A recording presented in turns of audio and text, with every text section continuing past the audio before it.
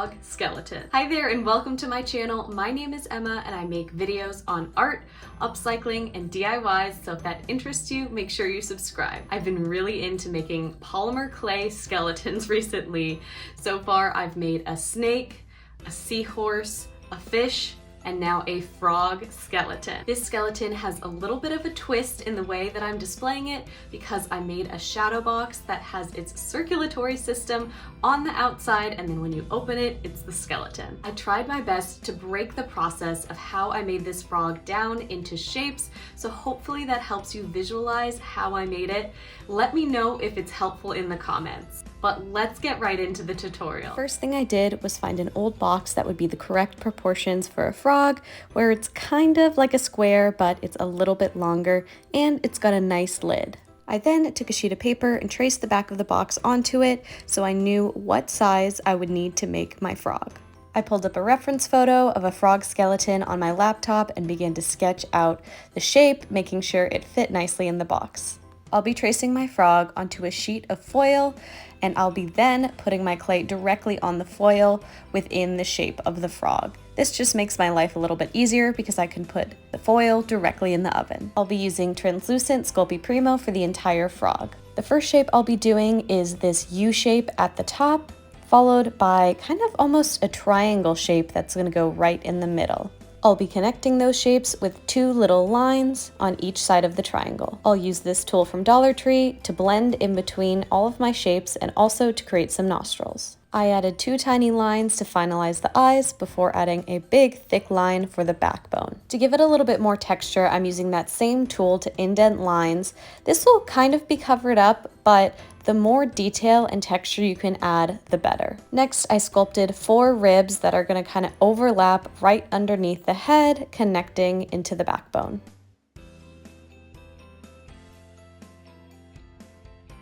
There are also 10 teeny tiny ribs that are going to go under those larger ones. So I've rolled out my clay super thin and I'm actually pushing the ends of it to almost make it look like a tiny nail shape, and then pressing the skinnier side onto the backbone.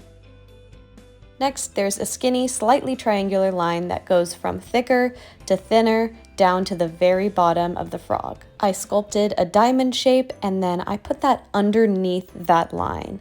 So that's going to go under, and then I'm going to put that line right on top. Next is 2 small lines that are coming diagonally out of right underneath the ribs.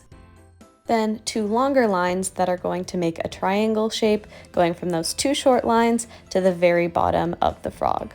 Now I'm going to add an even longer line that is slightly thicker on the direction facing outwards. So where it's not connected right now is a little bit thicker. I'm going to make 2 more lines that are going to be thick on both sides. So I'm pushing each end in to make it a little bit thicker and rolling out the middle to make it slightly thinner, and I'll attach those at a downward angle. This kind of looks like an M. Then I made 2 tiny lines that almost make an O shape, and those are going to go underneath that larger line, and that's going to be the same on both sides. To finish off the feet, I'm going to make toes. I'm going to start with a very thin line, and then I'm going to put it in between my fingers and take my fingers and push them towards each other. So that's going to create a little clump in the clay, which is going to make it look like a joint. So I'm pushing and then rolling the pieces that are a little bit thinner to make fingers. And technically frogs have 5 of these, but I ended up only making 4 because that's kind of what fit. I made them all different sizes with the longest one in the middle. I went back up to the arm with a medium-sized line that's going downward at an angle and is a little bit thicker on the side closest to the frog, followed by another line that's going to be a little bit thicker as well on one side. I'm using the same technique I did for the toes, for the hands, but this time I'm only doing 1 joint. I ended up doing 4 fingers per hand. I ended up going back with my tool and making sure everything was blended together so it sticks together after baking. I then baked it at 275 degrees Fahrenheit for 30 minutes, and when it was done, it was super flexible, and I set it aside to let it cool. I grabbed my box again because I am going to cut a hole in this front flap that I'm going to then glue some plastic in and do a painting on it so you can see the skeleton, but also see the circulatory system of a skeleton. So hopefully it'll be cool. I used an X-Acto knife to cut out a little hole where I can easily see my skeleton through it.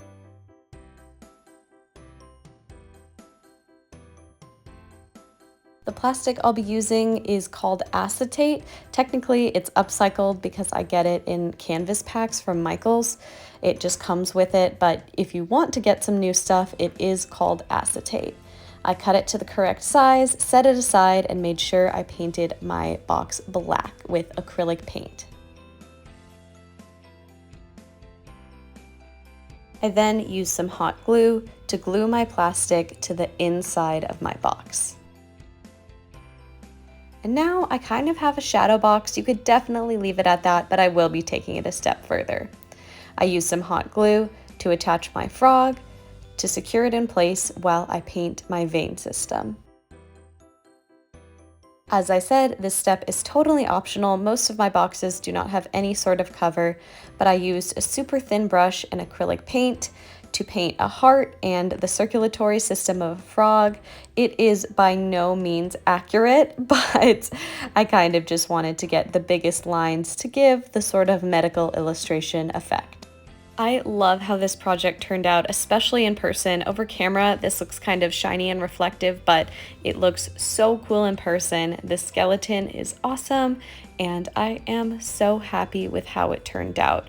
As I said, the more details you add, the better. I hope this video has inspired you to get working with clay. I've been having so much fun making these, and I will definitely be making more. Let me know what you want to see next in the comments below. Thank you so much for watching, and happy making!